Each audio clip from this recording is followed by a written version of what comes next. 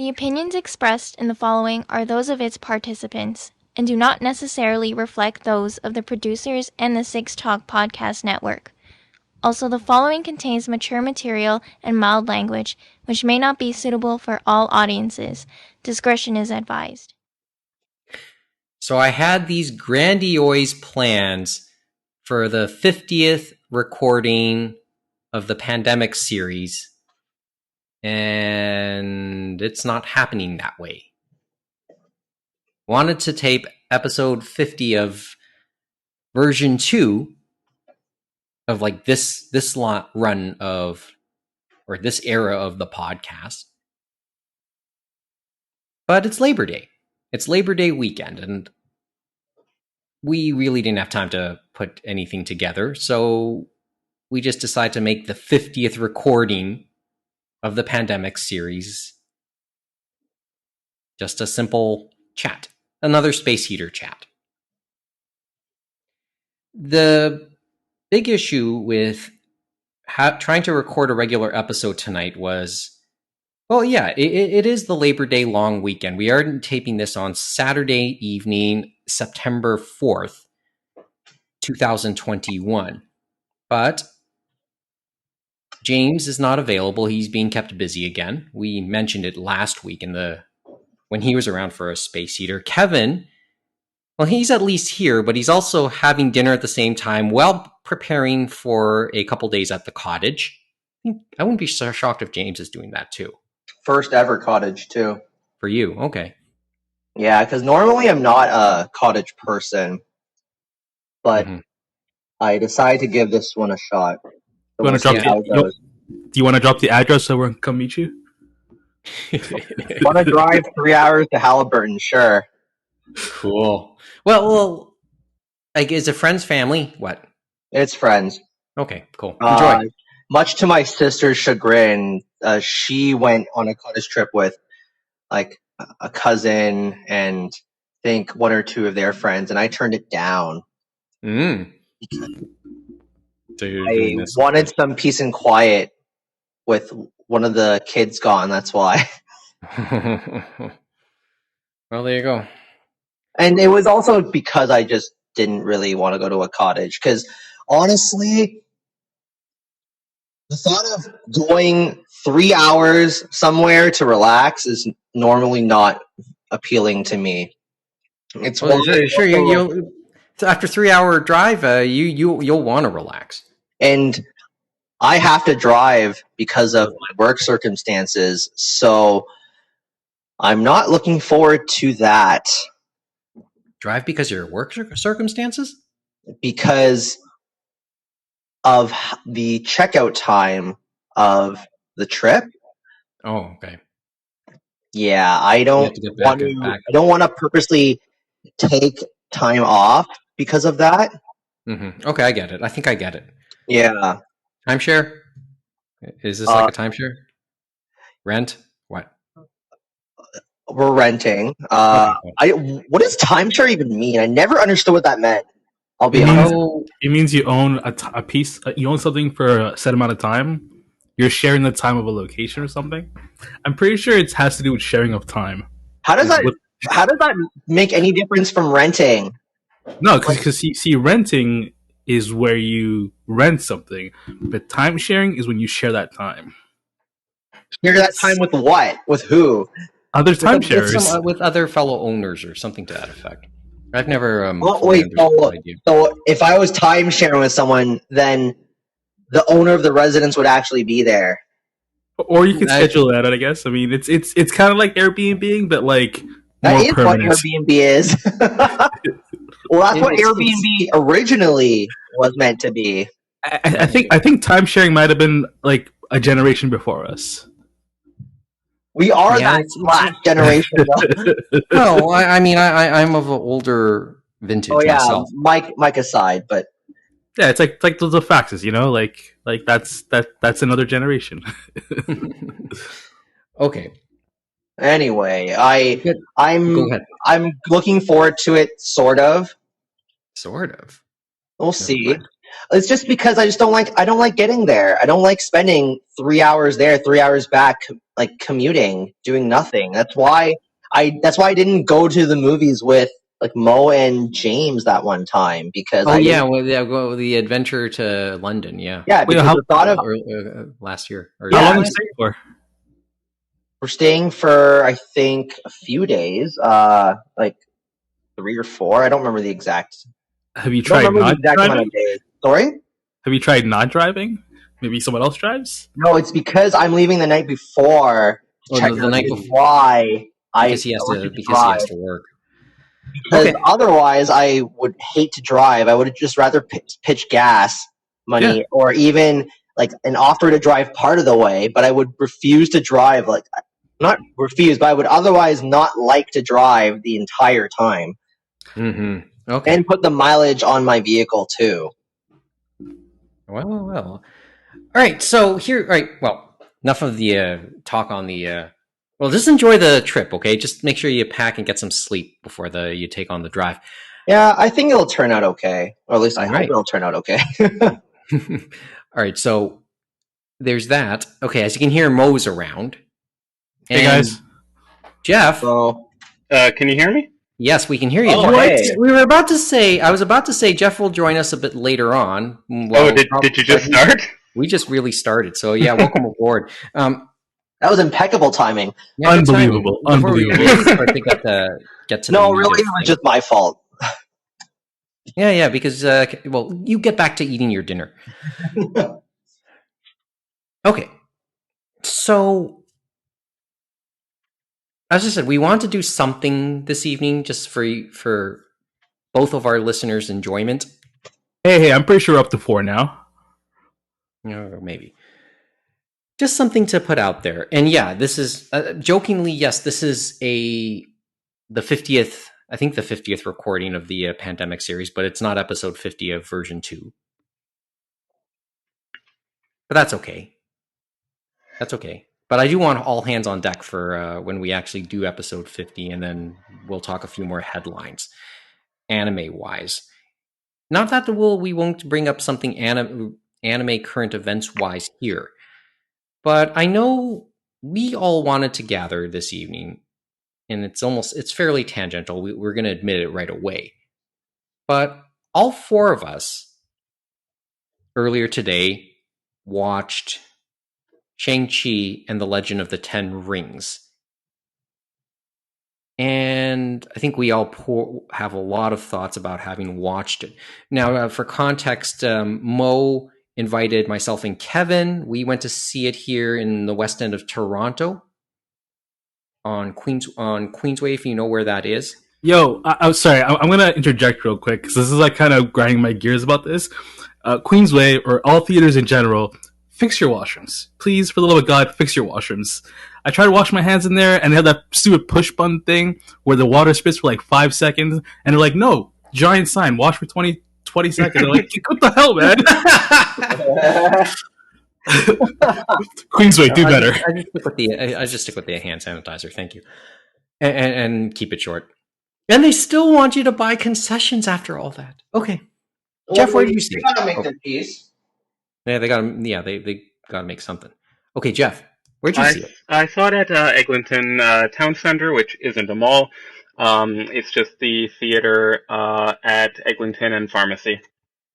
Okay, so and let's wrap up just a quick not that he's going to listen, but a quick let's wrap that start because he's a local boy. Simu Liu is from Mississauga. And this probably is his breakout role, without a doubt. Good old local boy, as Don Cherry would put it. Yeah, Don Cherry. Yeah, where's he been lately? Okay, Oh, impressions. I think we can there's a bunch of ways we can tackle this. We could take on the representation line. We can go to that a little bit later, but we could take on how does this set up the plot line of, I think it's stage 4 of the MCU. Where do you want to start? How about we just off the top, before we get into like spoilers and the rest of it, a rating out of 5 for each of us, and then we discuss more. Okay. Jeff, what do you got?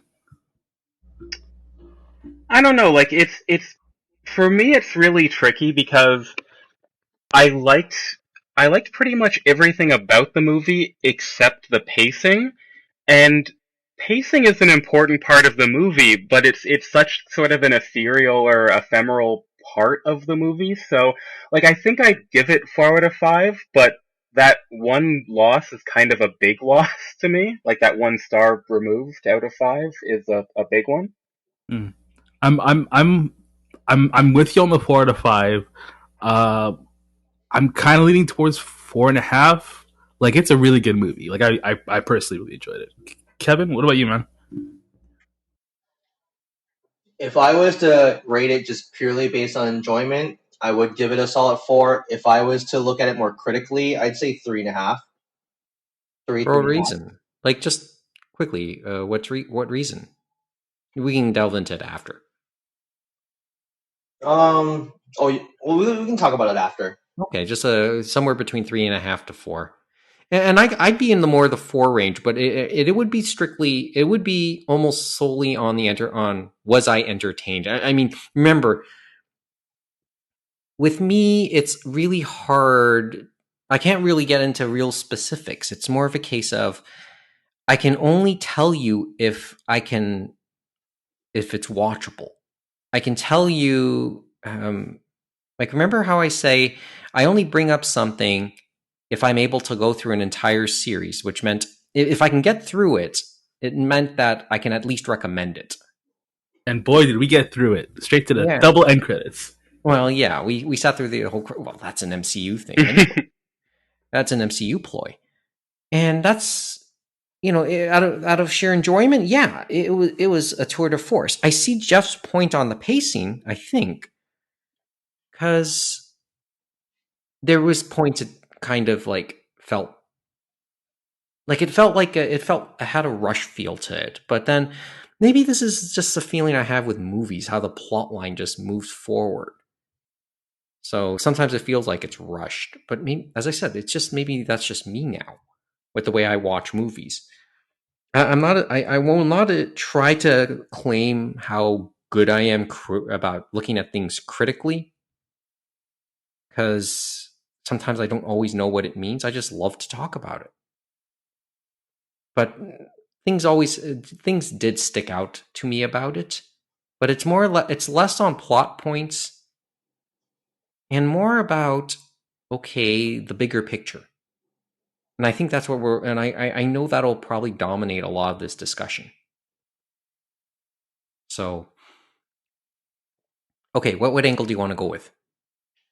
What angle do we want to start with? Do you want to come back to Simu Liu again himself? Should we give a spoiler warning first? Oh, I'll put that in the show notes too. No, we should do a verbal spoiler warning as well. So, hey guys, spoiler warning. So here if it is you right have here. not seen this film and do care about being spoiled, I would stop listening right now and come back at a later date. Well, yeah, which means we may lose our single listener. Mike, we have like 10 viewers or listeners. I'm sure it's fine. So, yeah. As I said, I think of this more in a historical context, though. So, Like but let's talk about the movie itself, I guess, for starters. Well, I was just gonna say, like with the lead, I think that the entire cast of this movie is fairly amazing.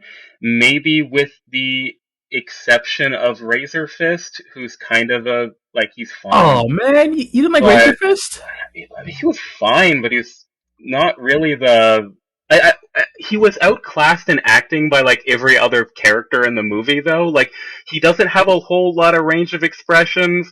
I know that's not his character, but like I think even Abomination has more facial expressions than that guy does.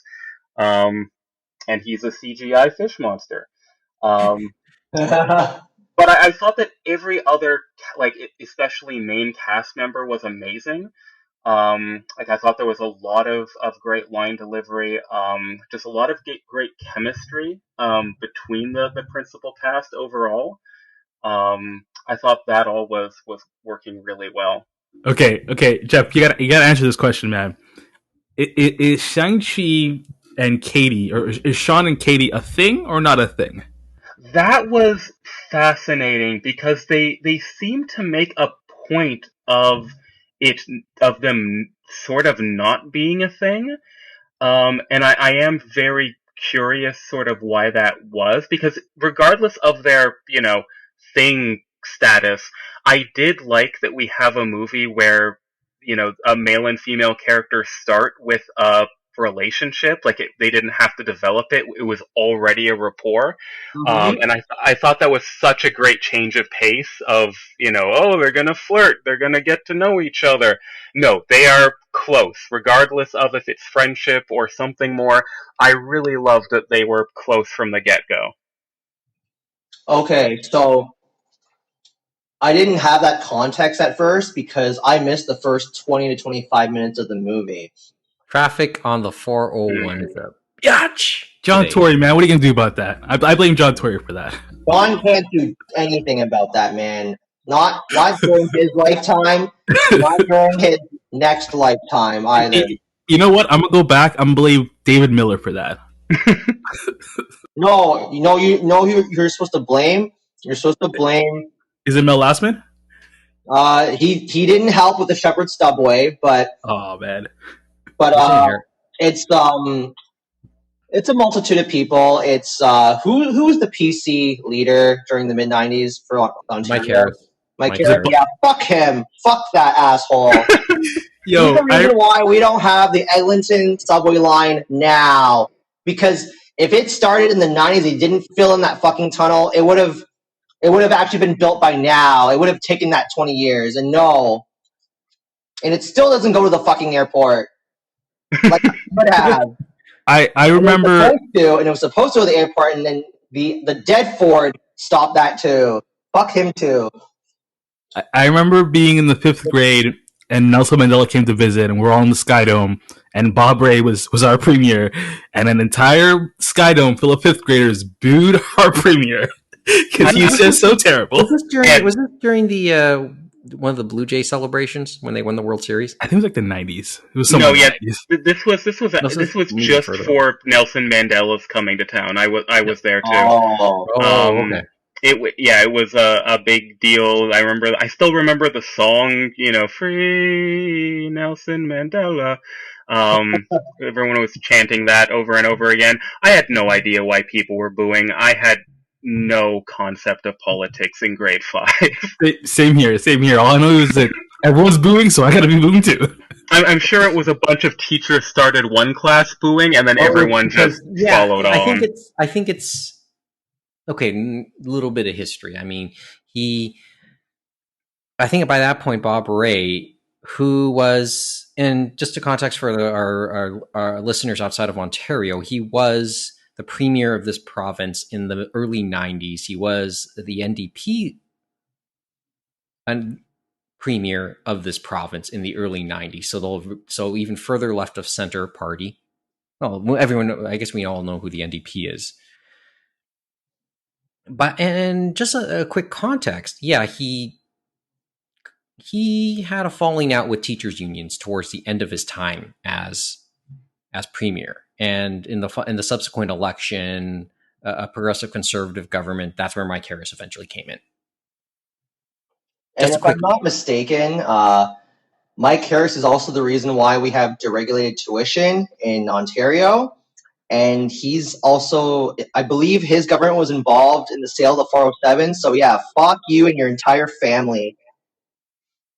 Yeah, there was a lot going there.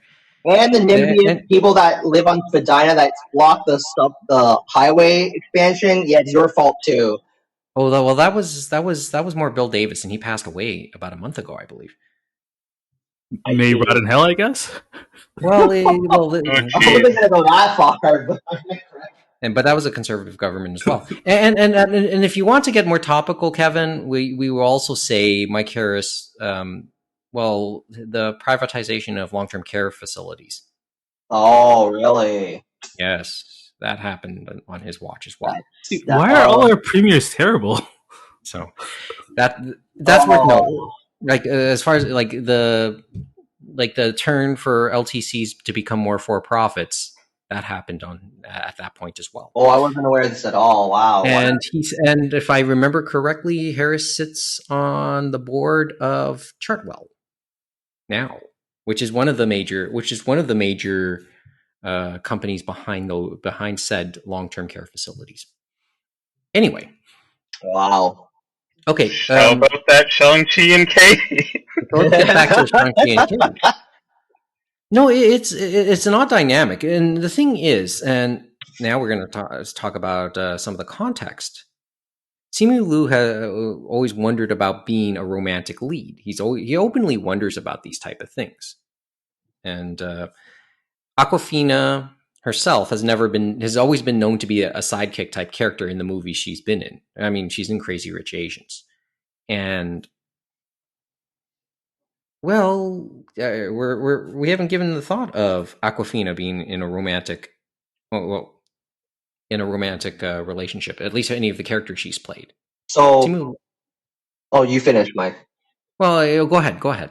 Oh, I was gonna genuinely respond to Jeff's comments about the dynamic between Simu Liu and Awkwafina in the film, and I was very happy that they did not become romantic. And that's not to say that I don't enjoy those setups, but it does get very trite and very predictable when it happens in most films.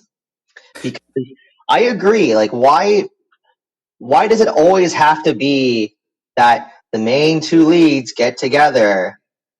Like I feel like it doesn't need to always be like that. And you know, I'm not asexual, but sometimes I think about like, oh well, like why does it have to be like this all the time? And I think, yeah, like on that note, I think it would like if they are sort of just friends, I think that's great. But I think it would also be an interesting, situation if they were a couple, they just weren't very affectionate. I think that's also an interesting way to go about it. Like at the end there, they just sort of link arms and walk through the thing, like in a very, you could interpret that as chummy or kind of more affectionate. And I don't think the ambiguity was obnoxious. I think it was just pleasant. Like that wasn't what the movie was about. And I thought that they managed that really well. I think they were just putting it in the face of their friends. So I think it was more. I interpreted that as more chummy, to be quite honest. Because an early scene, and this is for Kevin, because they were drinking with them in that at the beginning of the movie, and they seemed tired of the story that their friend was telling. I felt personally attacked at in that early bit. Why? Okay, wait. Why is that? Oh, sorry, Kevin. So Kevin missed it, but basically it was like, you're 30-something years old parking cars, and I'm like, damn. Oh, that, yeah. What are you going to do with your life? Exactly. Yeah, if you don't aim. I was there as well. I feel that. Yeah, it's like, because here we are with two professionals who seemingly have a direction in life. One became a lawyer. We don't know about the other, and then they're questioning those two. They're questioning Shang-Chi and Katie about, okay, what the hell are you doing with your life? You're well educated, because Katie apparently has like a couple masters. Yep, and Shang-Chi. He seems to be doing okay too. I mean, he speaks 4 languages. Yeah, he can speak 4 languages. That was the exact line, actually. And knows how to murder a man with his pinky. That too. and then they just but here they are just seemingly waddling their life away as valets, car valets. I would say the ambiguity of how affectionate they were at the end did irritate me a little bit, because I interpreted it as more of like it did have that more romantic feel to me at first viewing. Although when I think about it now, I'm like, yeah, you know what? It's fine. Like that's just my view, right? People can interpret it differently, and didn't necessarily seem. It could be interpreted as not that romantic or not very romantic, and just being like playful with each other. I was telling Mohammed at the end of the movie how the last movie that I recalled a similar dynamic was Pacific Rim. Hmm. Well, Yep, I've yep. never seen, but okay. Because the two leads, I think they did meet. Like, they didn't know each other and they met, right? But, they went through difficult battles together, and the end scene of them, like, in the water, like, and they're, like, they did the deed, not did the deed, that's very public. They killed it. They defeated the monsters or the kaiju or whatever they were called. I forgot what they were called because it's been so long. Kaiju.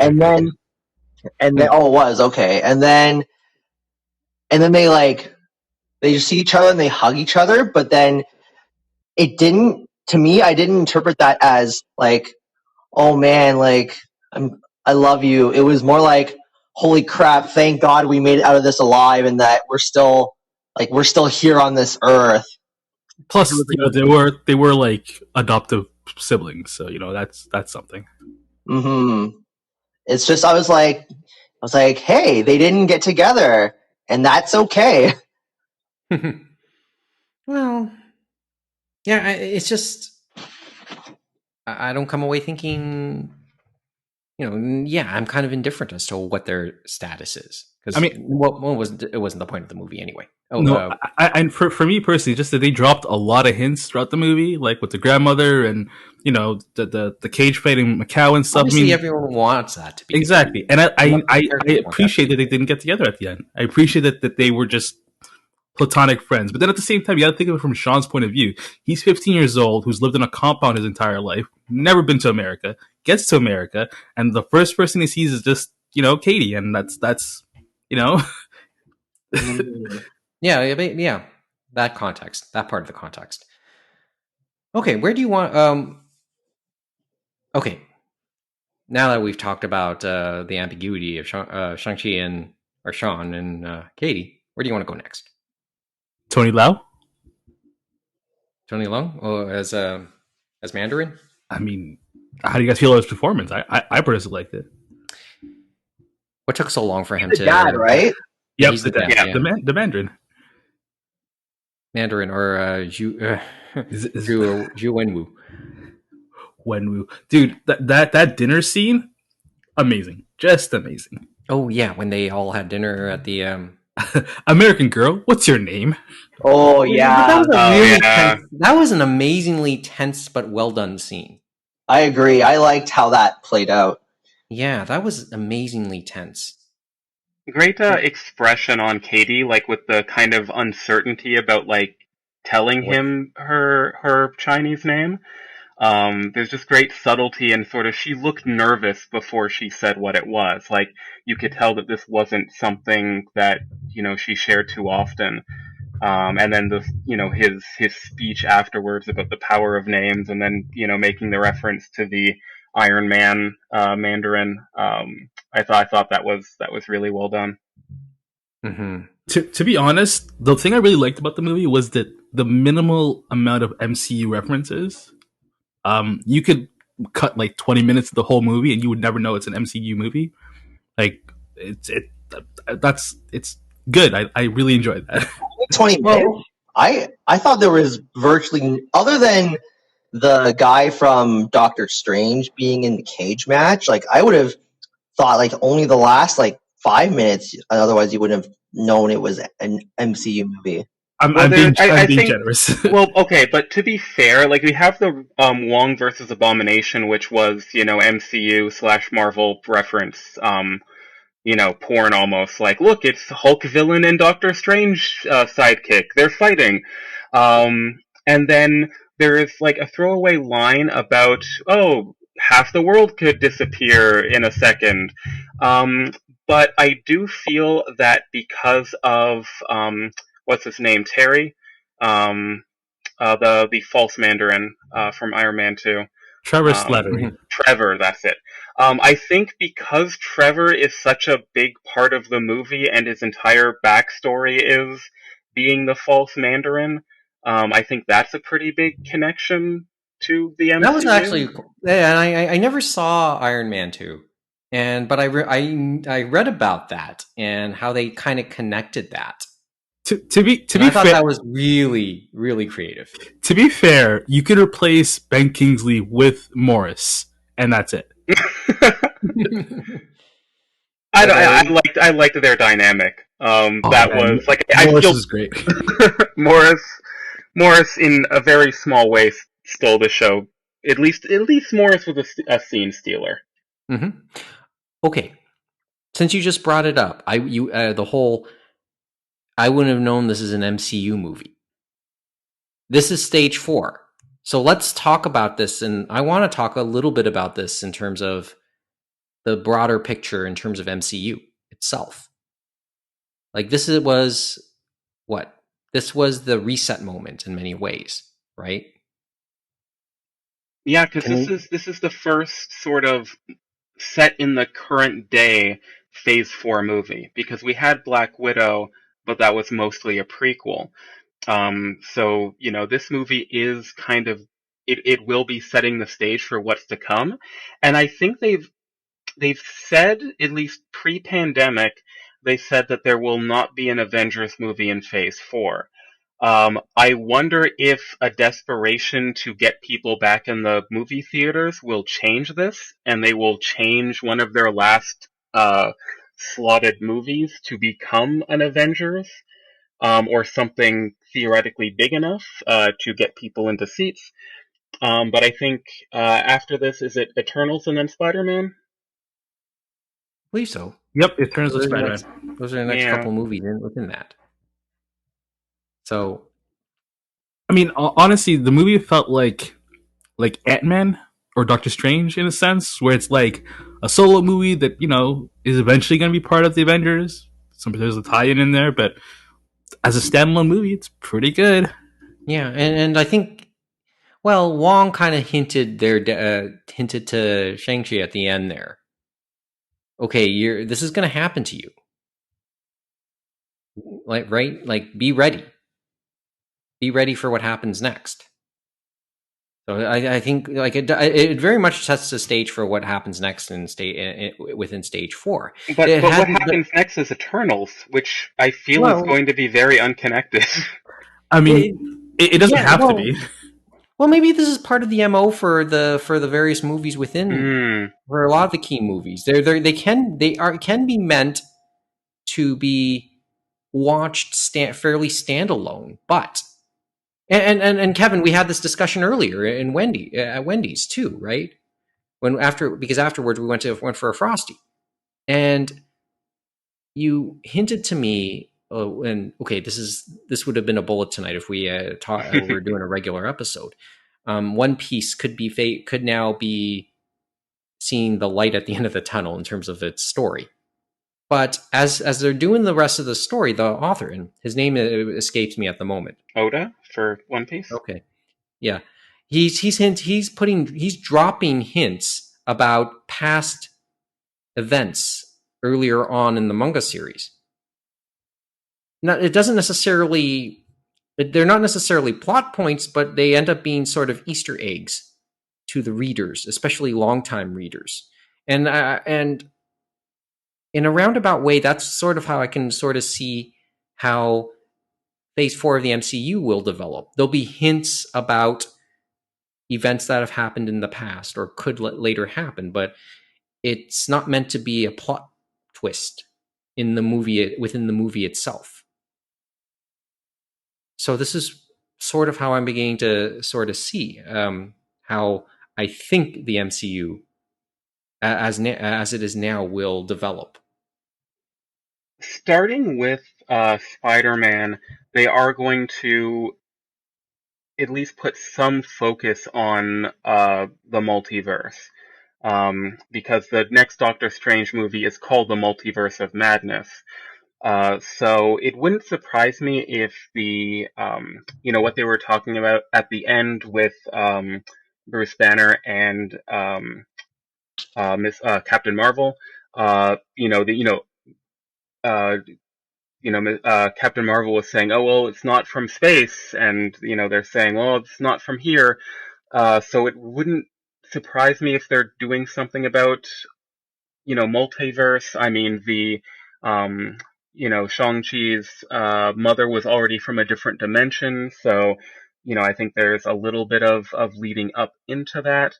Uh, so yeah, I'm thinking that might have at least something in play there. It wouldn't surprise me if Shang Chi is in Doctor Strange 2, I guess it would be. But as far as direction, I'm thinking that's where they're going, and I'm Mhm. curious to see how much of this movie will lead into that.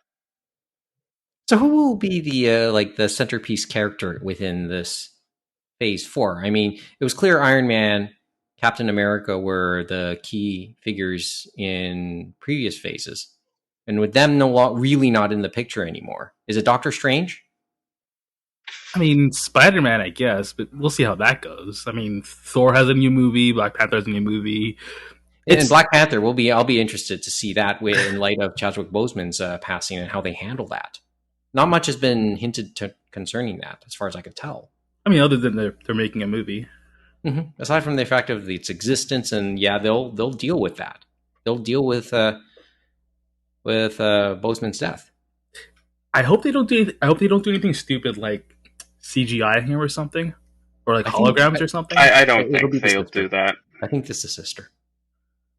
Because that'd be kind of dumb, right? We could No, all yeah, agree that that'd be they dumb. don't want to. They don't. They're like, there's nothing like that. I don't foresee anything like that. But they have to. But they will find a way to acknowledge it. I don't know Okay. if there'll be a equivalent of Iron Man in Phase 4.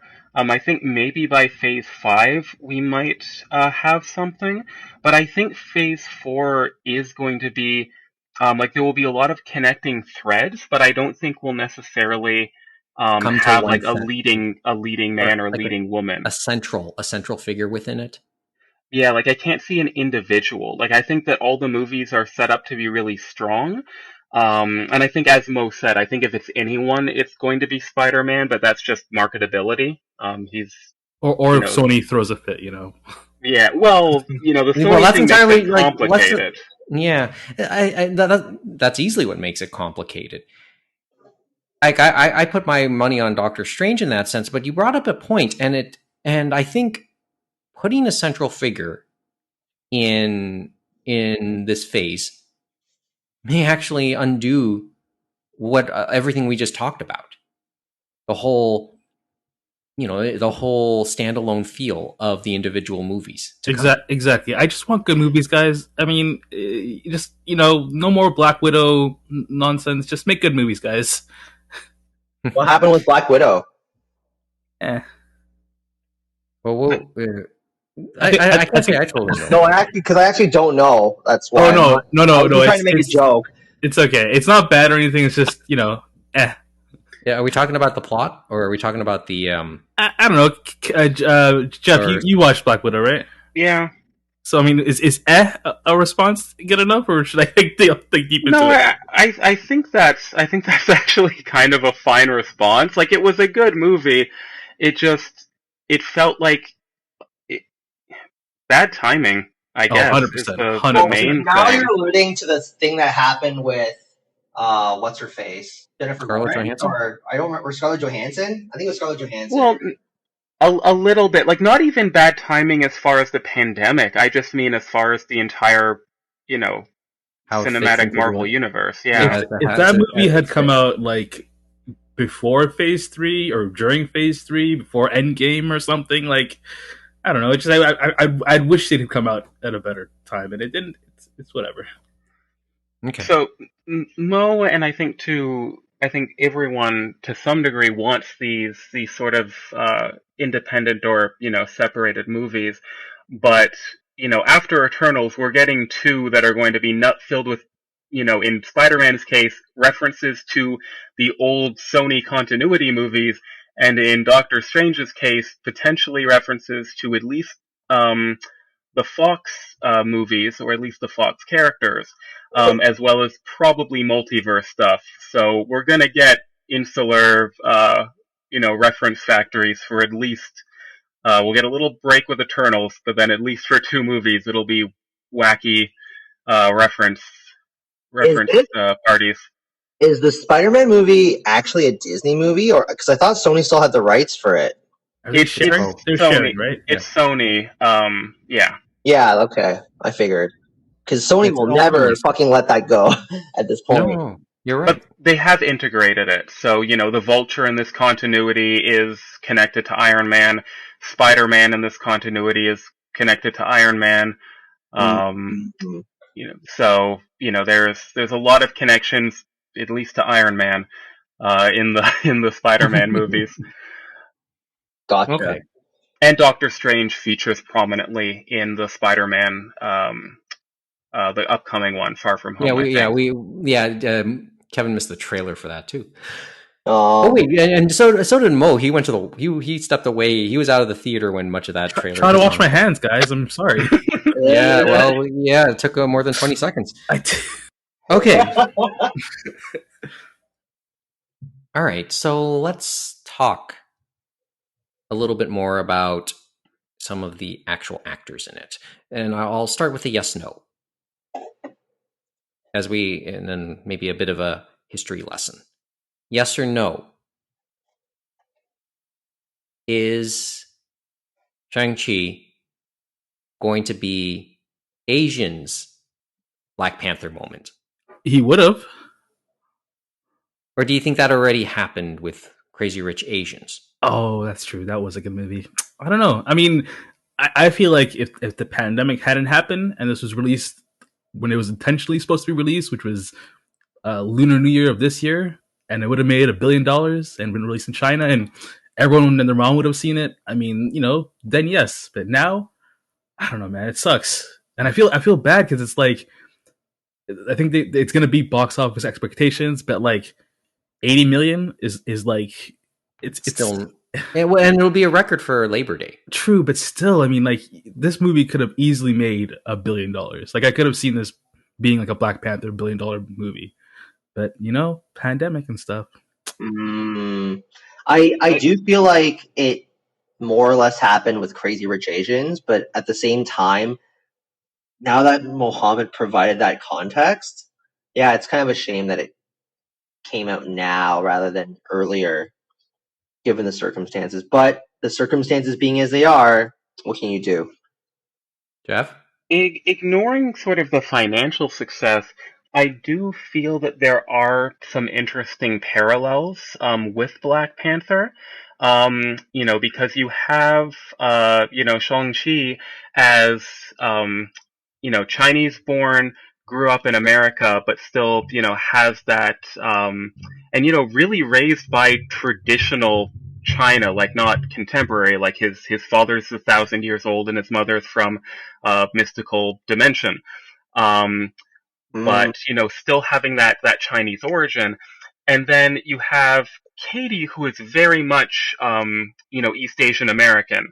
I love her accent, by the way. Amazing. Her voice was one of the highlights of the movie to me.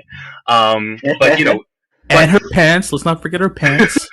But it's very, very much. She doesn't. She says her Chinese is terrible. She's not. She is not really liking her disapproving, mother. So this very clear Asian American kind of. I mean, she's not a villain, but kind of in the same way Killmonger is more, Black American compared to T'Challa's. I'm from Africa, this, Afrofuturistic, city. So a very, big contrast there.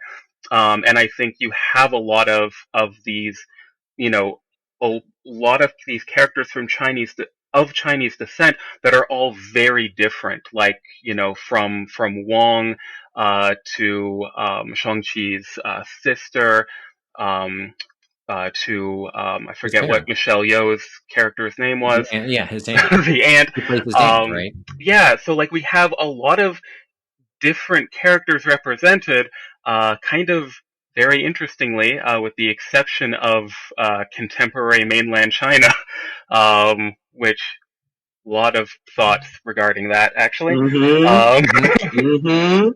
I think because like one thing that I was worried about as far as continuity error is like like, oh, they're going to go to China. Oh well, it takes like 3 months to get a visa. How are they going to manage that? Oh, they're going to Macau. Great, that the one place you can get to without a application process. But even his sister goes to Macau and not Beijing or Shanghai, but still Macau and not Hong Kong, which is the problem child. So it's really fascinating geopolitical stuff going on here that it's so steeped in Chinese culture, but very specifically the one weird Vegas that China lets happen and ancient Chinese culture. I mean, I just think I, it's interesting. at least they didn't go to like Madripoor or something, right? If they got into like a fictional place, would that have been Mm. like, I mean, they tried. That's something. Mm-hmm. And a lot of the movie does take place in a fictional dimension, China dimension. I mean, that Um, rainforest was something, man. That was impressive. That was a good scene. I've seen the magic similar bamboo. scenes- I've seen similar scenes in like old Chinese TV shows, minus the vehicle, but it did remind me of that, which I thought was pretty cool, and like the whole like Mystic Land thing. Like, I, I will say that the meeting of the of the father and the mother was pretty cool. Oh yeah. It reminded me of Tokyo Drift. The scene with Han. Sorry, hold on. Let me get to it. There's a scene in Tokyo Drift where Han is drifting around these girls parked in a car, and he just does like a perfect drift a couple times around, and then by the third time he gets her number, and that's the way they flirt. It's like that, oh god. And I have a soft spot for Fast and Furious Tokyo Drift as well. It's a good movie, guys. It's so underrated. It is what it is. Then they reworked some of its epilogue into the current. Anyway, okay. My answer to the yes no. It probably should have been crazy. Like it's somewhere in the middle. I have mixed feelings about the yes no I just posed. Should it have been Crazy Rich Asians? Should it be Shang Chi? The thing is, to me, historically, it probably shouldn't have been either. And my answer would have been almost 30 years back. And we see at least one actress from it. Oh, Joy Luck Club? Joy Luck Club. Yeah. I've never heard of this film until you told me about it, Mike, earlier today. Yeah. And coincidentally, at least now Sai Chin, who plays Katie's grandmother, was in Joy Luck Club. Ming Na, who was in Agents of Shield, just another Marvel thing. She was in Joy Luck Club, right? And I almost it felt like there were at least one, maybe more, but it wasn't. There weren't any other actresses from that movie. But eight not so well known at the time actresses were in Joy Luck Club in the 90s. I think the only two most well known from that of the 8 at that point might have been Tamlin Tomita. We've talked about her before because she was coming off Karate Kid. She was in that. And Rosalind Chow, who had some roles in the 80s and culminated, and maybe to more contemporary fans, she was in Star Trek. She was in Star Trek: Next Generation as Chief O'Brien's wife, Keiko, I think. Yeah, she played Keiko. So those were the two most of the 8. Probably those two were the most well-known actresses because it was 4 stories of mothers and daughters. Good. It's a really good movie, and people hoped at the time it was a turning point for Asian actors and actresses in North America, and it never really developed that way. And we'd have to wait more than almost 25 years for it to happen again with Crazy Rich Asians. And I'll even go further back because the first a lot of in this context, people also like to talk about the 1961 movie musical Flower Drum Song, which was one of the first Hollywood movies to feature a predominantly Asian cast, although it played on every single stereotype that would have existed at the time. Mm. So, and in their day, there were some well-known actresses, Nancy Kwan, who, well, she's everybody in this was a kind of stereotyped in a certain way, I guess. But yeah, Nancy Kwan was in it. She was in the Dragon and the Bruce Lee story. She was in, I think Susie Wong. I think that's what it was called. Yeah, the World of Susie Wong in 1960. Flower Drum Song was 1961. You look at her history. I mean, and then Jack Sue, who was in Barney Miller, that was a popular show in the 70s and 80s. Jim Shigeta, he was fairly prominent in his day as an Asian actor, and I know that he was in Die Hard. He was in Mulan. I think Mulan was one of his last roles, a voice in that, or certainly one of his later roles. So you go down this list. I look down the cast list of Flower Drum Song. People hoped that was the moment, and then the next chance came 30 years later, and then the chance after that, when we come to Hollywood, happens almost 30 years after that. So Crazy Rich Asians, maybe you hope is that turning point, because at least the gap between Flower Drum Song to Joy Luck Club was 30 years. Joy Luck Club to Crazy Rich Asians was more than almost 25 years. Crazy Rich Asians to Shang Chi was 3-4 years. So that sounds like progress. Is because I haven't seen Crazy Rich Asians. Are most of the cast Asian American? Of Asian American, Asian European, because Henry Golding, I think his name is. He played the male lead. Yep. Okay. And he's like, I think he's British. Okay. Good old. Because I know it takes place in Singapore, but it seems like most of the characters are from outside of Asia. Yeah, well, it gets interesting because a common thread between Crazy Rich Asians and Shang-Chi was Michelle Yeoh and Awkwafina, because they starred in both. Okay.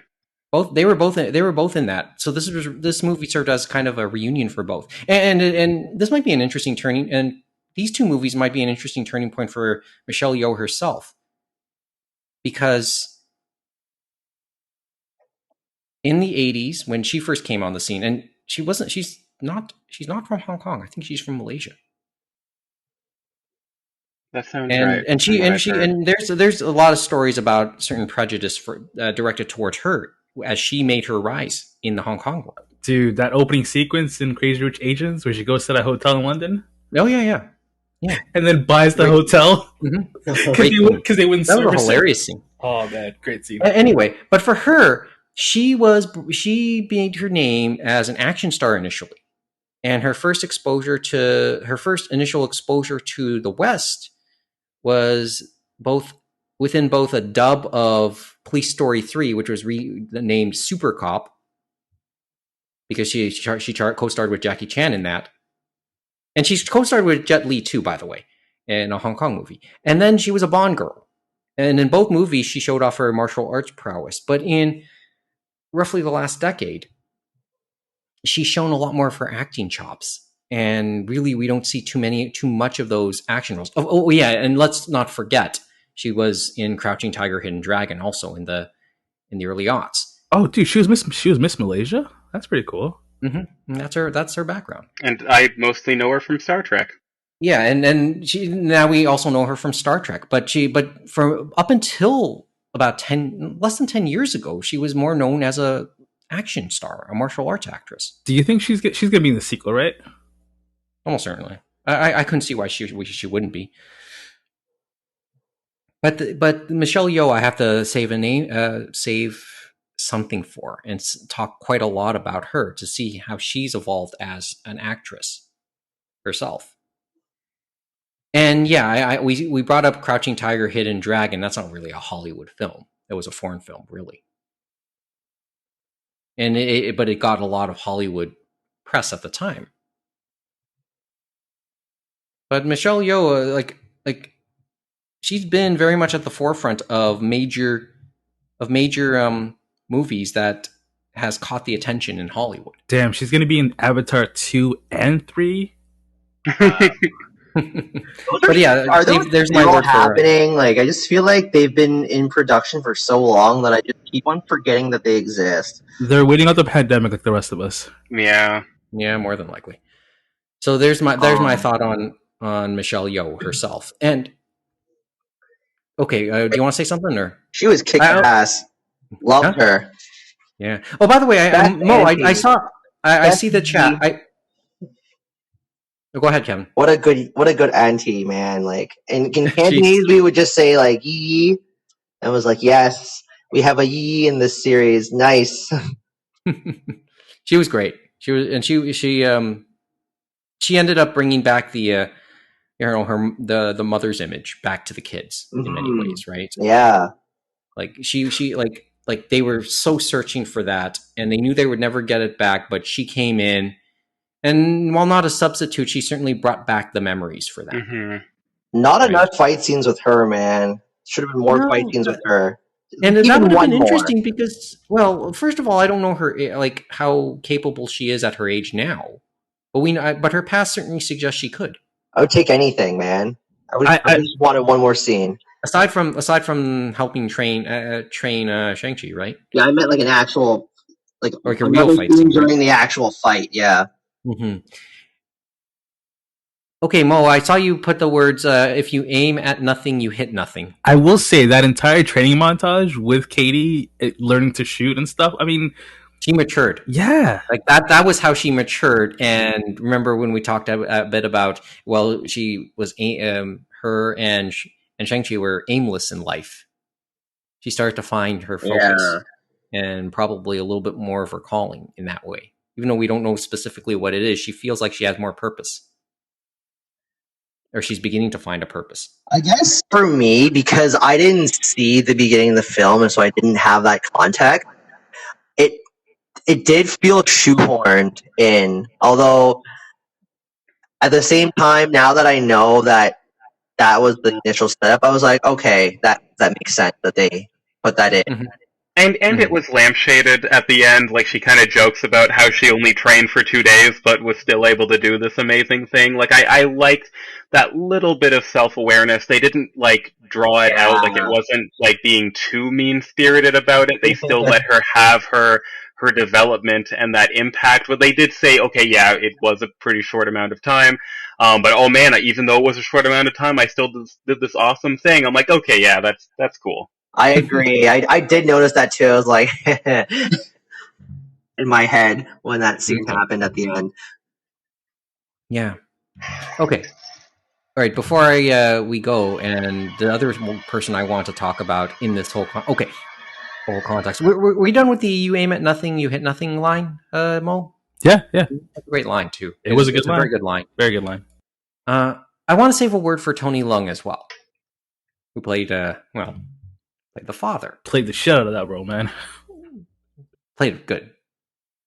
And in many respects, to me, what took so long for him to make an appearance in a Hollywood film?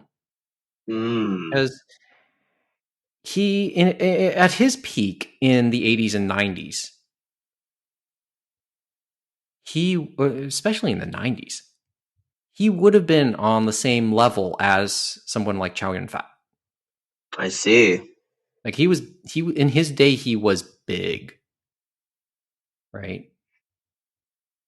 Like in his day, he was big. He wasn't. He was in a handful of John Woo films. He was in Hard Boiled. He was in Bullet to the Head. Yeah. So he's like a Hong Kong martial arts actor then.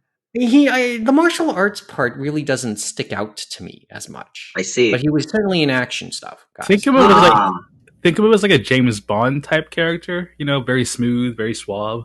Yeah, okay. He was in like one of the Chinese ghost story sequels. I wouldn't have been shocked if he was in the first one, but I had to double check. No, he was in a third. He was in the third one, which and the Chinese Ghost Story trilogy is one of the great trilogies in Hong Kong cinema. I feel like maybe I could have came across him in whatever random Chinese movie that would play on Omni, or whichever movie that my dad would rent from that random tape shop in Chinatown in Toronto, but Mhm. I wouldn't be able to tell you what those movies would be. Like, he just feels like he would be in movies like that. Well, he was in. Well, you remember the 2006 film The Departed? I regrettably did not watch Infernal that Affairs. That's based on a Hong Infernal Kong. Affairs. I That's didn't based watch on a Hong either Kong. of them. Yeah, that's what we're about to say. Is it's based on a Hong Kong movie. And Lung starred in that. Oh. He was Oh. he was in Internal Affairs. Oh, okay. So that's like, yeah, it's entirely possible. So you look on his you look at his resume, you look at his filmography, you look at a picture of his wife, who's a Hong Kong legend herself, because Karina Lau is there too. It is worth mentioning. That's another story altogether. Oh, she sounds vaguely familiar. Now that Karina you Lau, said it. Yeah. well, he like there's one of your great Hong Kong power couples, right? Ah. There's one of the great Hong Kong power couples right there. Yeah, I would So, imagine my mom or my sister would know who she is. mhm. But I can go on and on. It's just it's sort of amazing it took as long as it did for him to eventually show up on North American shores. I would And give kudos to it would have been, casting. I would give kudos to Disney's casting yeah. team I in mean, this instance. but Then. when you think about it, like you look at the Hong Kong actors that did come in the last 20 years to at least dabble in Hollywood. Jackie Chan kind of started that up in the 90s. Then you ended up with Chow Yun-fat. You ended up with Jet Li, Donnie Yen.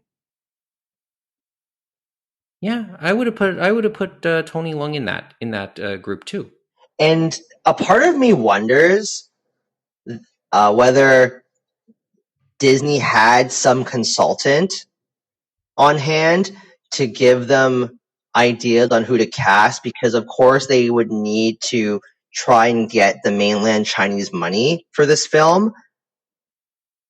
So maybe they would say, hey, maybe you should consider this person, or maybe you should consider this actor to Probably a fair point. not to appease mainland China, but to really draw in that audience. Yeah, well, you could say that. I wonder if you can say that about Michelle Yeoh then. Yeah. Or for even like the Canto Chinese audience too. Mm-hmm. Right, and of course the actress who played the sister, but that's a little another story altogether. Mm-hmm. But yeah, I want to save a couple words before for them, and you know, in some ways, it was nice that they with their inclusion, with this whole talk about Asian representation in Hollywood cinema. I'm glad I'm glad I can we can have this conversation about historic names like those, like names that would have been in the last 30 years. Because Michelle Yeoh, Tony Leung, those were names. Those have been names in the last 30 years, especially on the Hong Kong side. So I know much there to talk about, but on that, just to transition it, and do we want to say anything else about the movie? Because now I'm going to start transitioning away from our talk about Go see it. Shang Chi. Wait, who was that? Who was that random white actor guy from Razor Fist? No, Razor Fist is like the Bulgarian guy, right? Yeah, he had a razor fist. I mean, like the old white guy. So, if you mean like the actor, yes, I mean with the actor. with the amazing Planet of the Apes Joke. Ben Kingsley. That was Ben Kingsley. Sir, Yeah, Sir Ben Kingsley. And that's another interesting, like, he's an interesting casting decision and wonderful considering how they worked that in. But let's In- not forget, he could be totally replaced by Morris. So in Iron Man 2, he was cast as the Mandarin. So that was a sort of name he chose, and they set him up as this mysterious sort of vaguely, Orientalism style, broker terrorist guy who was working from the shadows. But then when they caught him, it was like a joke, and he was this British actor guy. And then there was another fake Mandarin that exploded. So that's why they were saying that Shang-Chi's father in this one was the true Mandarin. No, because they worked it in so that because the real Mandarin, Shang-Chi's father in this case, wasn't impressed, and then Yeah, I will, wasn't say, which I thought was amazing. yeah, So the whole, actually there's an MCU tie to that then. Yeah. there's a further back MCU tie. Oh, Mo, go ahead. Oh no, I was just gonna say it's funny that he chose the Mandarin. he chose a chicken dish as his name. Well, Yeah. that whole going back to the dinner scene, right? Yep. Amazing. Yeah, They could make the apes seem like they were riding horses. I still can't wrap my head around it. So you were saying it was a Planet of the Apes joke? I didn't realize. I barely watched those films. Oh. Anyway, so there's. I think it's just lastly on this. I think it's kind of interesting that the main thing that people are praising about this movie are the action scenes and fight scenes, and that's like one thing we didn't really talk a lot about. Oh yeah, Which the bus they were good. They were good. They were good. Like that, it was pretty action packed. Worth the watch. I'll say worth the watch. Makes me want to consider at least a Disney Plus membership to at least rewatch a little bit. I will say, whenever people listen to this podcast, please go watch it. Watch it multiple times. Watch it as many times as you can. Because that was your second watch. It's a I good know movie, that guys. for sure. You watched it on Friday, and then you invited us to watch it with you today. It's a good movie, guys. No, it was good. It was good. It was worth it. I'm glad I came out, and I kind of like forgot that it came out. So then that's the other thing. It was so quiet. It came out like by my take rather quietly too. It's this pandemic, guys. It's fucking shit up. It's just fuck COVID, man. And because I always do, not always, but I try to make the effort to watch these kinds of films when I can. So I actually wasn't able to watch Crazy Rich Asians in the theater, even though I had multiple chances to do so. But with Shang-Chi, I was like, yeah, let's do this up. No, it's worth. You can watch Crazy Rich Asians on CTV throwback now. So basically the remnants of Crackle. I also wanted to bring up something a little random about the film. Towards the end, I actually noticed that 88 Rising provided some, I guess, some support or some guidance for some of the music decisions being made in the film. I was pretty fascinated to see that. What was that, Mo? The soundtrack was pretty cool. The music in general was pretty cool. I enjoyed it a lot. A lot of hip hop influences, but pretty cool, man. I'm happy that they got involved, and it proves to show how big they've gotten in the past few years. And as a person who's consumed some of their content, it was nice to see them in the credits. I don't know what else to add. That's the thing. Okay, but yeah, we enjoyed it. Good film. Okay, yeah, just give it a watch. Okay, let's talk. Let's go a little bit. Not really a quasi bullet segment, but I did want to at least try and do a tie-in here. Not direct, but Did anyone, just a quick change of pace, did anyone see the first photos from the live action Cowboy Bebop that came out over the last little bit? Yes. I may not have actually. I don't recall. Google it. I'll do I have it a few right things. now. Right. Okay. First, maybe it's bad cosplay, but see, it came out this week that John Cho did an interview talking about his anxiety portraying Spike. Right. Oh, So yeah, well, first of all, he also talked a little bit about the injury he suffered that delayed a lot of the production. He tore his his ACL, I believe it was. And while he was recuperating, he got a better sense of what he'd gotten himself into. And he respects what's going on. He has some anxiety because he knows it'll be his portrayal will ultimately be compared with the anime version of Spike. He had his answers to some of the criticisms because he is 49 years old. Spike is clearly in his 20s. And he said, physically, yes, maybe I can't portray him in a physical sense, but he is a very deep character. And what he went through emotionally is hard to replicate. He thought he emotionally he was more ready to tackle that part of Spike's personality, like the stuff he goes through throughout the series. And he said he wouldn't be able to tackle it if he was much younger. And yeah, he trained himself. So my line was always, okay, he's only human in some of the anxieties he may have, and the inevitable criticism, because it's inevitable. Let's face it. yeah. People already have it out for this adaptation. You know where I stand on it. As people always do, and wait until it's out, guys. Fuck.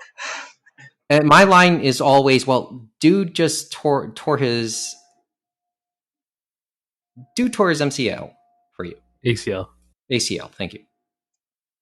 With all these initials, MCU, okay. It's okay. I mean, I feel like he's a professional. He's been doing this for long enough to know what he's gotten himself into. Like, I don't think anyone joins a property like this going like, Yeah, and he already had a sense, but it got deeper while he was recuperating. And one last thing he added, we needed Yoko Kanno for this. Because this would have no credibility if she wasn't involved. He did add that at the end. Dude tore himself for our entertainment, and the least I'll do is put it in my queue and hit the play button when the time comes in November. I mean, I feel like it's gonna do good, view wise, but the internet's gonna be the internet. I mean, we can't stop the internet from being the internet. The anime internet, that is. Actually, no, maybe even the mainstream internet, because in general, because Cowboy Bebop was so prevalent in the USA that like so many people watched that in the USA compared to up in Canada. So yeah, it'll be interesting to see how the responses go. I'll be curious. I'm just really curious. And where's Ed? I don't see Ed in any of these photos. No, Ed's not depicted yet, so there's still a lot of mystery surrounding Ed. Season 2, maybe, Fred? Is Ed even going to be depicted? Was Ed set to be depicted? I'm trying to remember now. Well, the dog's there. Yeah, the dog's there, and they did the casting call for Ed as well. Okay, and this. And just on a quick note, aside, and I'll wait. My train of thought's gone for a second, but I did want to talk about Daniela Pineda in her depiction of Faye. Regarding Ed, full disclosure, I haven't seen the original Cowboy Bebop, but I do wonder if Ed's androgyny is part of the reason why they're delaying the depiction, because they don't want that to be the story. Fair point. That's a fair point, actually. It's another bullet in the chamber for the internet. Yeah, so if they wait till the last minute, people will have the entire show to complain about, and it will dither the the individual complaints, especially if the casting is an actual child, in which case they'll probably want to do everything they can to shield said child from abuse. That's a good point. That's a good point. My line, okay. The other part was, and some people are hammering it, saying, "Well, only anime fans will want to will be curious about this, and they already hate it." And my thinking was, well, they're doing this to try to bring the story to a new audience, and Netflix has put into a lot into it, so there'll be a lot of promotion into it to introduce this story to a new generation. But the purpose with any adaptation is to pull in viewers, no matter what, whether it be somebody who's enjoyed the previous versions, the previous works, or a fresh new audience. So I have trouble with that. I have a few issues with some of the general argument there. Daniela Pineda, I want to save a word for her because there's pictures of her obviously as Faye, and people were already disappointed with how she looks. Why would as they Faye. be? Why would they be? What are the complaints? I mean, obviously, there's two major ones, right? Two major. What, that she doesn't wear like the thigh height like socks? Like what could it be? I saw a headline that was something like anime fans disappointed Faye not cast by actual anime character or something along those lines. That's Oh, such man, an Onion article headline as I've ever heard of one. Well, okay. Now, do we get serious about it? Yeah. Or okay, Like, what are because the complaints? she's not that shapely. Really? I believe the internet's going to do what the internet does. Yeah, it's one of those the internet being the internet type things, right?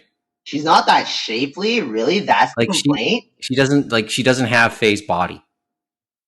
Like, how many do? And this was her response. How many? Sorry, we didn't have anybody with. They couldn't find anybody with that type of waist and that type of figure. CGI exists, right, guys? It's the thing is, yeah, you've seen girls cosplay in Faye's exact outfits from the anime, and you gotta like, they look nice, but are they functional? I like this Faye outfit, actually. I never liked Faye's outfit in Cowboy Bebop. From the anime? Yeah, it just felt weird. It felt, yeah. It just okay. Yeah, she looks sexy, but it just feels like weird to me. Like I use the word functional. Right? You guys are forgetting when Cowboy Bebop was made. It's like the 90s, right? I know, but even then. I get that too. But I just didn't like her outfit in Cowboy Bebop.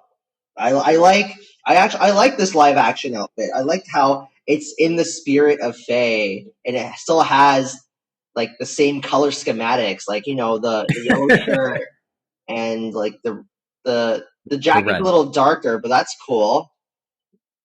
Like, I like this. People don't complain with the MCU costume redesigns. And I think it's a similar type of thing when you are trying to portray something, in a different medium. A lot of times you need to adapt, or it might alienate some audiences. I feel that Cowboy Bebop already is the anime that is probably number one when people ask what to recommend my friend who doesn't watch anime what anime should they watch. And to what Mike was saying a little earlier, I feel that, if this live action series, if you want to get this story to those last holdouts that wouldn't watch the most non-anime viewer friendly anime in existence according to the mass anime populace, yeah, you might want to you might want to darken up the costumes a little bit. Mm-hmm. It's interesting how you have more and more fans nowadays where if you ask them if they've watched Cowboy Bebop, they don't know what it is. Mm-hmm. So this is part of the whole introducing it to another generation, kind of like Eva when it came onto Netflix, and then Yoko Takahashi being a little bit more prominent in singing the theme song in recent years. Okay, but as I read that story concerning Pineda, there's one story, one thing that I start to think about, and this was like a year, maybe a couple years ago when it came out. I was thinking the remake of Final Fantasy VII, and more specifically, Tifa, because you look at what she looked like in the original version of Final Fantasy VII. Pixelated, yes. Yes, both pixelated, but then the artist renditions afterwards. Oh yeah, yeah. And then you see, and then take a look at her appearance in the remake, and we can even start to say Advent Children too, because they had to be a little bit less. Well, they had to kind of tighten it up a little bit with her appearance, and people were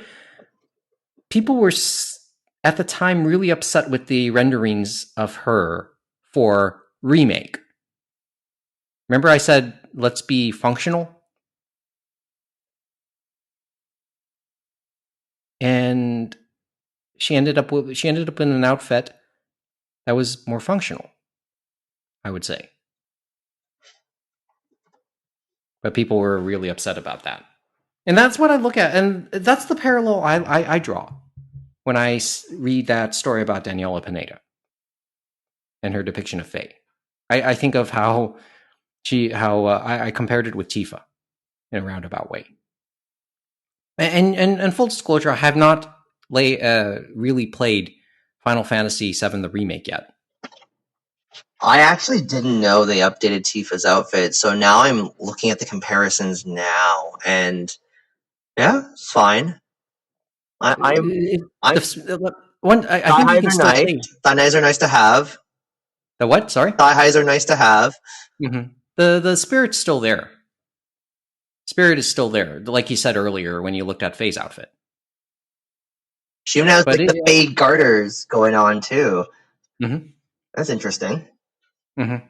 And whereas Faye does not have garters in this live action adaptation, so far as I can see, just the high socks. Mm-hmm. Well, not really high socks, but whatever. But yeah, and then like the whole Tifa bit, I say that too. So that's a comparison I kind of drew when I read that article. Okay. So, and it's weird to watch. It's a little disheartening. I'd love to see a trailer too. Don't get me wrong, because maybe that's why they're avoiding a lot of trailers, like what you said, Jeff. Because in those trailers, probably Ed would probably make we see the first depiction of Ed, and maybe we're not ready for that, or maybe the producers are guarded about that. So that's a fair. No, it's a fair. It's really an interesting thought, and it's an interesting theory. And to the listeners listening out there, however many of you there are, no joke this time about how many there about what I think the number is. I'd really love to hear your thoughts on that theory.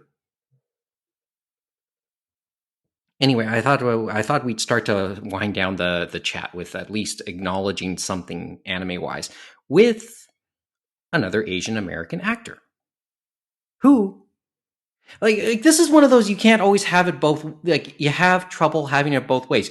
Remember when the Ghost in the Shell live action happened, and everyone accused it of being whitewashed with Scarlett Johansson out of all people. Oh man, that movie was something. And then now we're talking about Cowboy Bebop, Spike Spiegel. Is he really Asian? That's not an Asian name. He's depicted by an Asian. They could have easily casted somebody else. They could have easily whitewashed the role. See, I always thought Spike was white too, but whatever. But it didn't really matter to me who was casted. Like this is one of those. Wait, somebody's trying to have it both ways. I can use a more crude statement to describe what I'm thinking. Please go ahead. I want to hear this crude statement of yours. Okay, people are somebody's sucking and blowing at the same time.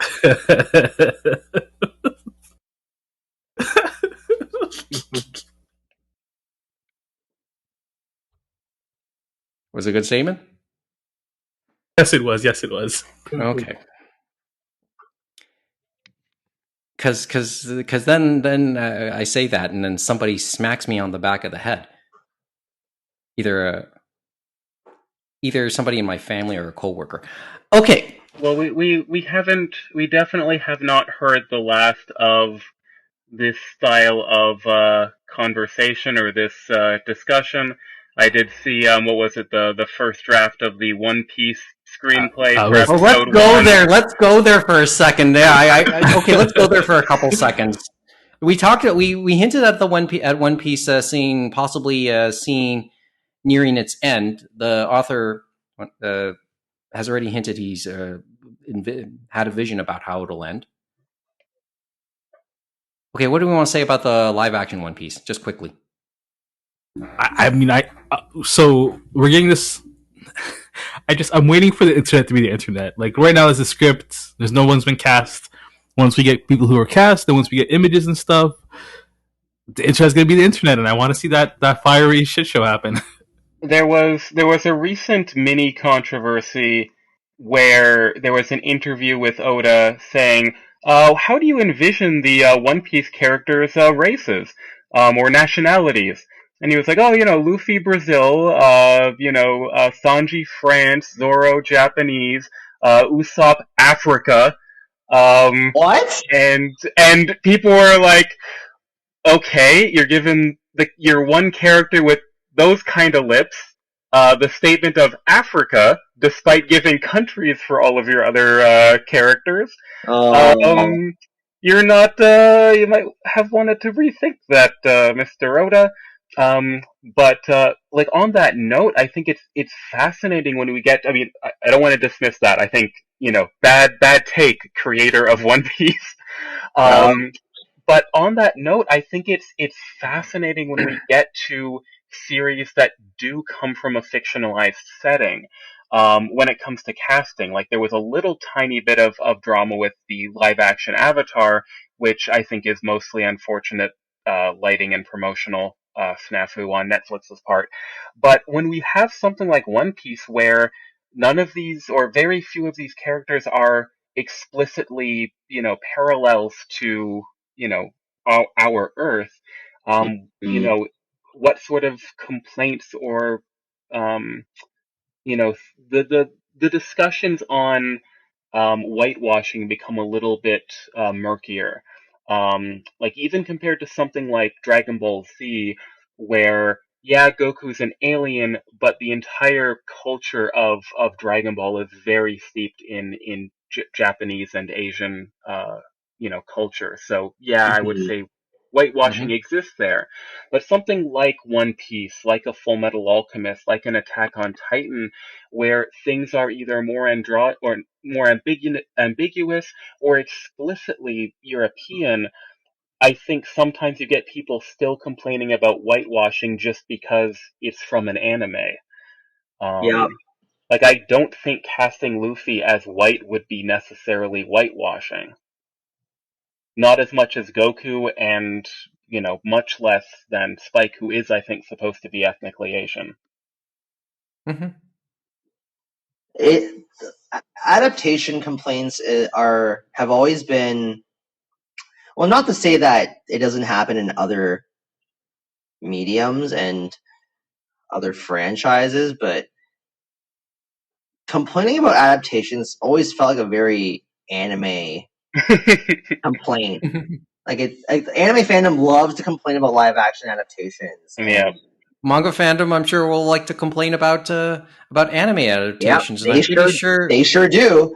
And I'm Just pretty like sure. Complaint, And we had it with, and of course, it's going to happen with Marvel Comics into Marvel movies. And and I forgot to bring this up, and just to go back there one more time as a quick aside. Remember when we were watching the opening credits, like how they show all the studios and stuff, right? All the studio logos. Mm-hmm. you you didn't. I don't know if you saw that. You weren't there to see it, Kevin. And I don't know if you remember it, Mo. Jeff, I don't know if you saw this, but when they showed the Marvel Studios logo in those opening credits, you know, before you used to see it was flipping through comic books, through comic pages, and then it faded out into the Marvel logo. Yeah.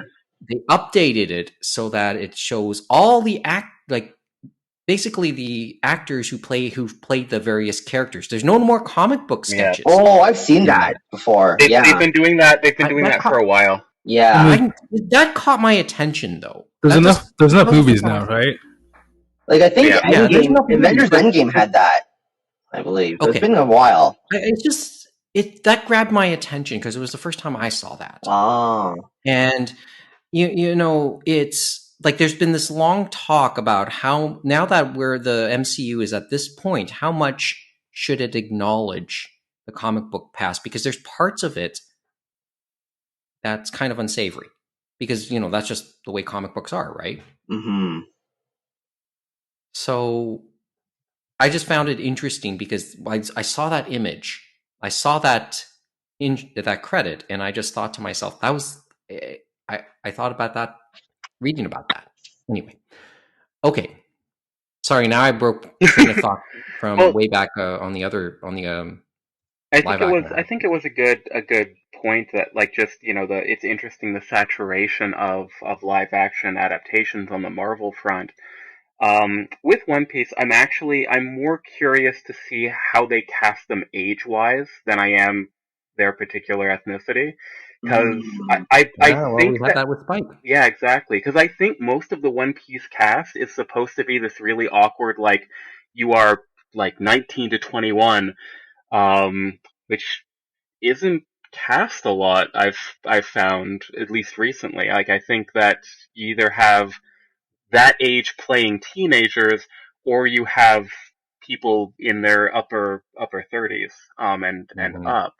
So I think this is really interesting young adult sweet spot age that hasn't had a lot of play, and I feel that they will. I'm curious. I don't know what they're going to do when it comes to casting the characters' ages. We'll find out. It's such a cartoony series. It's going to be weird to see them live action. It's worth noting, same people behind the Cowboy Bebop. You know, Okay. I would love for the live action One Piece to tone down the cartooniness a little bit and then make it like just a little grittier. Just because of the nature of what pirates are. I mean, they're not going to if they want to make money. So yeah. Well, see, wilder adaptations have happened, and I hope it's like Speed Racer level of like exuberant and wacky. Like I guess I'm hoping for kind of the opposite. Like I'm hoping that it will make Pirates of the Caribbean seem dark. Like I think it would be fun if like they make live action One Piece as accurate as possible. There's crazy snail phones there, and keep in mind these are aspects of One Piece that I dislike. I don't like those weird bird snakes that live in the ocean. I hate the snail phones. But that's what makes One Piece, and I want those in the live-action universe as accurate as possible and as detailed as possible, because it would be a nightmare, exactly like what One Piece would be like if it was real.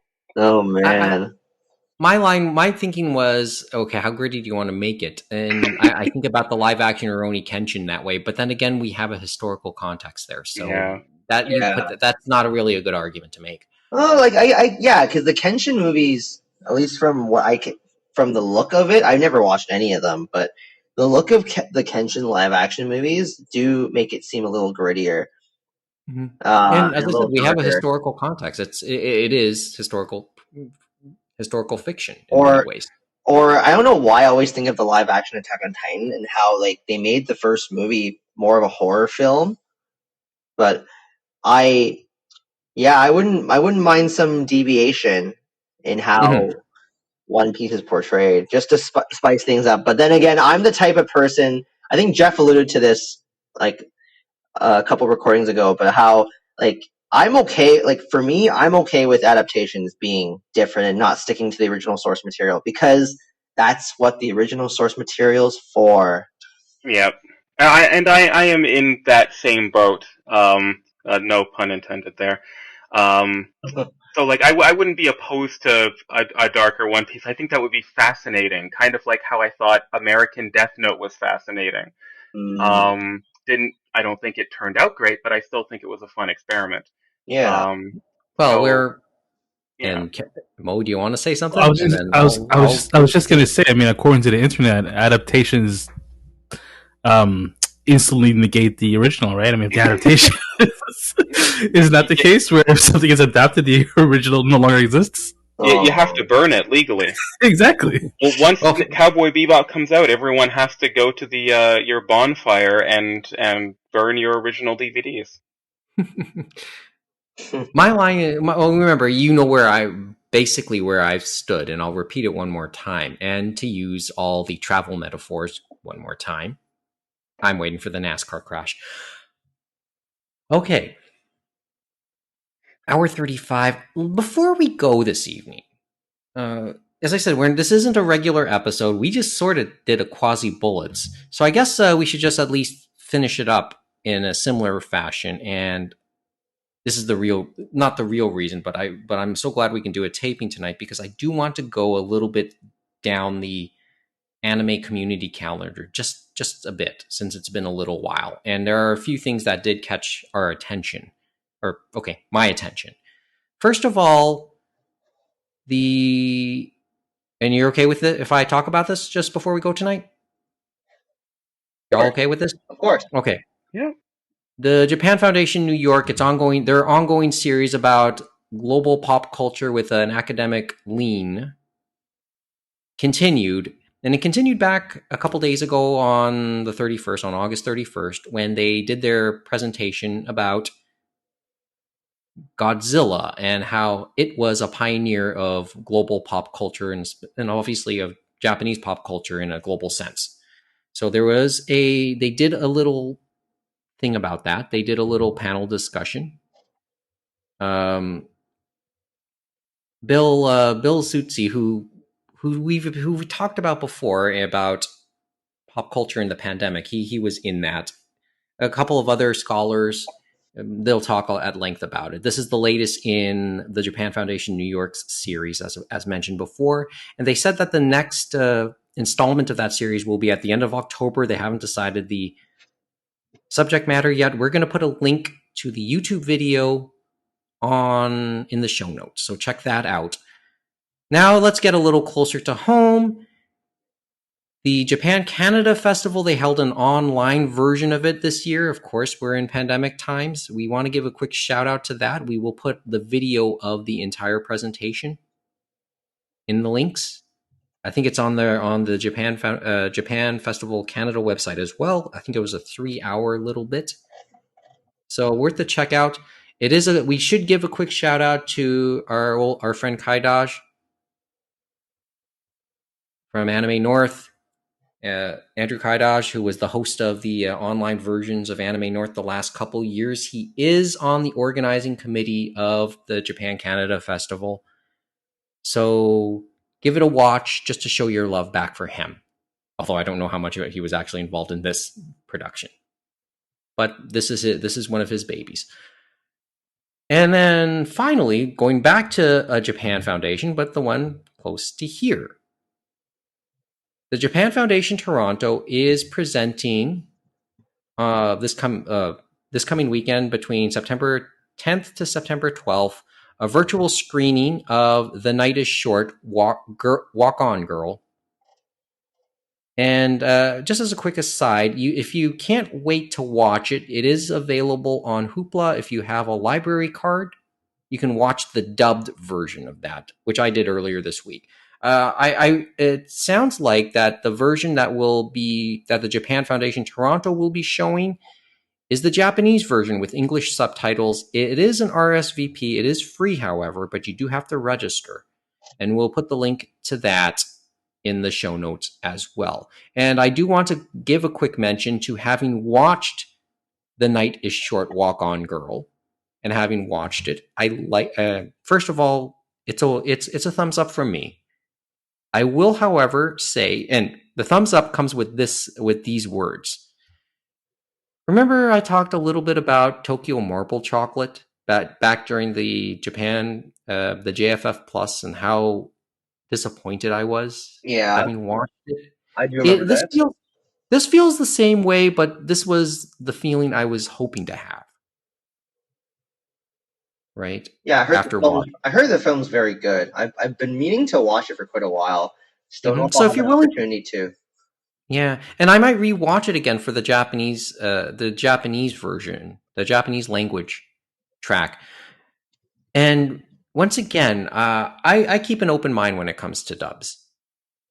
And the dub overall of this movie was very good. But I am really curious to see the musical acts, because there were musical acts and musical numbers within this movie, and they Oh, tried to put them into English. And to me, it just didn't work. So I'm curious to hear how it would have sounded in Japanese. Now that would be my sole motivation for wanting to watch this version. So there's just something to think about if you should want to give this a watch. And as I said, we'll put a link to the Japan Foundation Toronto for the registration of this next week, this coming weekend, to the listeners now when people hear this. But at any other point in the year, if you want to watch at least the dub version, it is once again available on Hoopla if you have a library card. Most public libraries will give you access to the Hoopla network. And there's a lot of other good stuff on it, that other movies you can watch on it for no extra charge. It's on the library. Really, it's charged to the library, and that's probably why using a Hoopla account, there's actually limits on how much you can watch on it in a given month. Like a Toronto Public Library, you can only watch up to 8 items on Hoopla a month, because I think that Hoopla ends up charging the library in the process. So there's some recommendations. Anything else you want to mention on the community calendar that's worth bringing up? Because those are mine. Like, does anything grab your attention that is worth bringing up, or anything I mentioned that's grabbed your attention for that matter? I feel like there was this Asian food festival that was going to happen in September, but I don't remember the exact dates. Okay, if you remember, send me a link. Okay. Let me see if I can find this. Okay. Anything else, or I think we can call it, because now I've said everything I want to say. An hour 42 into this mess. Anyway, I'll tell you what, though. I think the listeners have had enough of us. So let's end it, and we'll say, well, thanks for listening. If you enjoyed what you heard and want in on the conversation, as always, you can contact us. Old school email, animeroundtable@gmail.com. You can leave a comment there. We are on some of the basic social medias platforms. So Twitter and Instagram @Anime Roundtable. Give us a follow there, and you'll hear from us as a thank you. If you're on Instagram, in the last little bit, I've decided to give Headliner a try. So past episodes and previews, we're gonna start using audiograms a little more to mention when a new episode is up, so you can at least hear a preview from the episodes we've done. So give us a follow on Instagram, if only for that, and that might be as much as we have anyway. And animeroundtable.com, that's the archive with show notes and past episodes. And once again, if you're hearing this on podcast or listening to it, please give us a review. It's good for our collective egos, or at least my own, to know that you're out there. A a good review, of course, will always help us battle the never-ending beast known as the algorithm. Yeah, so despite what James said last recording, don't listen to him because he may not have our best interest in heart like we thought he did. Oh, for God's sakes. So please give us your 5-star, 4-star reviews. That would be appreciated. But like I've said before, if you really think that we're terrible, please tell us why. Typically, we do shows. Well, as always, word of mouth is always good. Typically, we do shows once every other week as the pandemic series rolls along. But it's but as you can see, we're being a little bit more frequent these days. But regardless, wherever you're listening to this, hit the subscribe button so you can have a sense of, or hit the subscribe button so you can be notified whenever we drop a new thing into the feed. See, this is what it sounds like when I don't have a script on me. I'll always come up with the wrong words. Anyway, well, that's it, and hopefully we can get some prep work done, and we can actually do a real episode 50 next week when James thinks he'll be available. But that's what he said last week too. Anyway, you guys have anything else to say, or do we just say goodnight? We can end off with one quick anime game. Oh yeah, okay. What is it? Just one, really quick. It's very simple.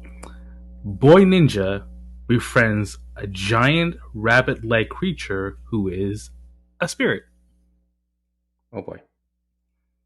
Giant rabbit-like Boy Ninja Totoro. There you go. What was it? or Naruto no Totoro. Oh God! For God's sake, Naruto Totoro. Oh, for God's sakes. Have a good night, guys. Have a good night. Thanks for listening.